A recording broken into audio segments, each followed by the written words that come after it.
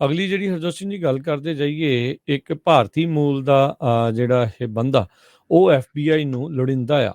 ਰਵੀ ਮਹਿਤਾ ਨਾਲ ਦਾ ਇਹ ਜਿਹੜਾ ਬੰਦਾ 31 ਸਾਲਾਂ ਦਾ, ਜੇ 5 ਫੁੱਟ 11 ਇੰਚ ਦੱਸਿਆ ਜਾਂਦਾ, 160 ਪਾਉਂਡ ਦਾ ਆ।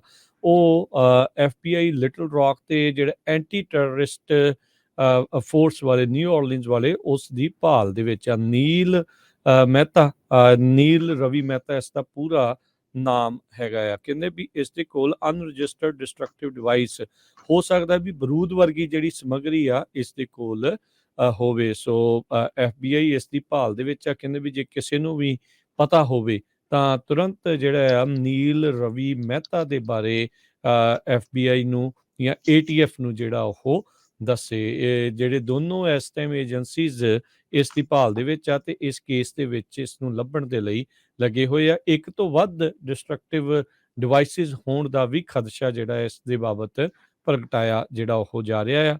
31 ਸਾਲਾ ਰਵੀ ਮਹਿਤਾ FBI ਤੇ ATF ਜਿਹੜੀ ਹੈ ਐਂਟੀ ਟੈਰਰਿਸਟ ਫੋਰਸ ਉਸ ਨੂੰ ਲੱਭ ਰਹੀ ਹੈ। ਸਦਰਨ ਕੈਲੀਫੋਰਨੀਆ ਦੇ ਵਿੱਚ ਐਮਟਰੈਕ ਸਰਵਿਸ ਨੂੰ ਬੰਦ ਕਰ ਦਿੱਤਾ ਗਿਆ ਸੀ।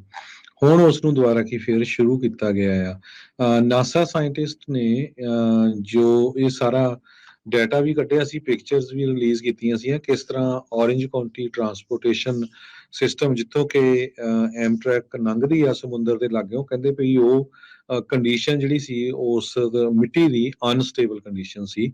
700 ਫੁੱਟ ਦਾ ਰੇਲ ਟਰੈਕ ਜੋ ਨਾਰਥ ਆਫ ਕੈਂਪ ਪੈਂਡਲਟਨ ਉੱਥੇ ਦੇ ਜੋ ਰੈਜ਼ੀਡੈਂਟਸ ਆ ਉਹ ਬੜੇ ਫਿਕਰਮੰਦ ਸੀ ਵੀ ਕਿਤੇ ਜਿਹੜੀ ਟ੍ਰੇਨ ਆ ਉਹ ਸਮੁੰਦਰ ਦੇ ਵਿੱਚ ਨਾ ਡਿੱਗ ਪਵੇ। ਔਰੇਂਜ ਤੇ ਸੈਂਡੀਗੋ ਕਾਉਂਟੀਜ਼ ਦੋਨਾਂ ਨੇ ਰਲ ਕੇ ਐਮਟਰੈਕ ਦਾ ਜੋ ਇਹ ਜਿੰਨਾ ਵੀ ਪੋਰਸ਼ਨ ਆ 700 ਫੁੱਟ ਦਾ ਰੇਲ ਟਰੈਕ ਦਾ, ਉਸ ਨੂੰ ਦੁਬਾਰਾ ਫਿਰ ਰੈਟਰੋਫਿਟ ਕੀਤਾ ਹੈਗਾ। ਤੇ ਰੈਟਰੋਫਿਟ ਕਰਕੇ ਸੈਂਡੀਗੋ ਯੂਨੀਅਨ ਟ੍ਰਿਬਿਊਨ ਦੇ ਮੁਤਾਬਕ ਇਹ ਟ੍ਰੇਨ ਦੁਬਾਰਾ ਫਿਰ ਚੱਲ ਪਈ ਹੈਗੀ ਆ। ਸੋ ਕਹਿੰਦੇ ਪਈ for now being it looks okay, ਪਰ ਫਿਊਚਰ ਦੇ ਵਿੱਚ ਫਿਰ ਇਦਾਂ ਦਾ ਕੁਝ ਹੋ ਜਾਏ ਪਤਾ ਨਹੀਂ ਹੈ। ਬਹੁਤ ਵਾਰ ਸਮੁੰਦਰ ਦੇ ਲਾਗੇ ਜੋ ਟਰੈਕ ਹੁੰਦੇ ਆ, ਜਗ੍ਹਾ ਆ, ਸਮੁੰਦਰ ਆਪਣੇ ਵਿੱਚ ਸਮਾ ਲੈਂਦਾ ਹੈ। ਜੀ ਜੀ। IRS ਨੇ ਅੱਜ ਇਹ ਕਿਹਾ ਆ ਵੀ ਜਿਹੜੀ California middle class tax refund payments ਮਿਲੀਆਂ ਸੀਗੀਆਂ ਲੋਕਾਂ ਨੂੰ, ਕੀ ਉਹਨਾਂ ਉੱਤੇ ਟੈਕਸ ਲੱਗੇਗਾ ਜਾਂ ਨਹੀਂ, ਇਸ ਦਾ ਜਿਹੜਾ ਫੈਸਲਾ ਆ ਅਗਲੇ ਹਫਤੇ ਦੇ ਵਿੱਚ ਦੱਸਣਗੇ।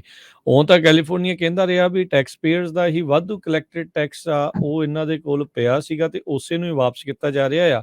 ਟੈਕਸ ਲੈ ਕੇ ਟੈਕਸ ਵਾਪਸ ਕੀਤਾ ਤੇ ਹੁਣ ਉਸ ਤੇ ਟੈਕਸ ਲਾਉਣਾ ਹੈ ਕਿ ਨਹੀਂ, ਇਹ ਟੈਕਸ ਦੀ ਖੇਡ ਜਿਹੜੀ ਹਰਜੋਤ ਸਿੰਘ ਜੀ ਇਸ time California franchise tax board ਆ ਉਹ ਖੇਡ ਰਿਹਾ ਆ। $9 ਬਿਲੀਅਨ ਦੀਆਂ ਜਿਹੜੀਆਂ ਪੇਮੈਂਟਸ ਆ ਉਹ ਇਹਨਾਂ ਨੇ ਕੀਤੀਆਂ, ਜਿਸ ਦੇ ਨਾਲ 31 ਮਿਲੀਅਨ ਕੈਲੀਫੋਰਨੀਅਨ ਟੈਕਸ ਪੇਅਰਸ ਆ ਤੇ ਉਹਨਾਂ ਦੇ ਡਿਪੈਂਡੈਂਟਸ ਨੂੰ ਬੈਨੀਫਿਟ ਜਿਹੜਾ ਉਹ ਹੋਇਆ ਸੀ। US ਰਿਪਰੈਜ਼ੈਂਟੇਟਿਵ ਕੈਵਿਨ ਕੈਲੀ ਰੌਕਲਿਨ ਤੋਂ ਰਿਪਬਲਿਕਨ ਪਾਰਟੀ ਵੱਲੋਂ ਉਹਨਾਂ ਨੇ ਇਸ ਹਫਤੇ ਦੇ ਵਿੱਚ IRS ਨੂੰ ਗੁਹਾਰ ਲਾਈ ਸੀ, ਪੁੱਛਿਆ ਸੀਗਾ ਵੀ ਭਾਈ ਕਲੈਰੀਫਾਈ ਕਰੋ ਵੀ ਇਹ ਜਿਹੜੀਆਂ ਪੇਮੈਂਟਸ ਆ ਉਹ ਟੈਕਸੇਬਲ ਹਨ ਜਾਂ ਨਹੀਂ। ਸੋ IRS ਨੇ ਅੱਜ ਇਹੀ ਸਟੇਟਮੈਂਟ ਜਿਹੜੀ ਉਹ ਜਾਰੀ ਕੀਤੀ ਗਈ ਆ। ਕਹਿੰਦੇ ਵੀ ਬਹੁਤ ਸਾਰੇ ਸਵਾਲ ਸਾਨੂੰ ਪਤਾ ਹੈ ਵੀ ਸਪੈਸ਼ਲ ਟੈਕਸ ਰੀਫੰਡਸ ਦੇ ਪੇਮੈਂਟਸ ਦੇ ਸਾਡੇ ਕੋਲ ਨੇ ਤੇ ਇਹ ਅਗਲੇ ਵੀਕ ਦੇ ਵਿੱਚ ਅਸੀਂ ਸਟੇਟਸ ਨੂੰ ਤੇ ਟੈਕਸ ਪੇਅਰਸ ਨੂੰ ਇਹਨਾਂ ਦੇ ਆਨਸਰ ਜਿਹੜੇ ਉਹ ਦੇ ਦਿੱਤੇ ਜਾਣ।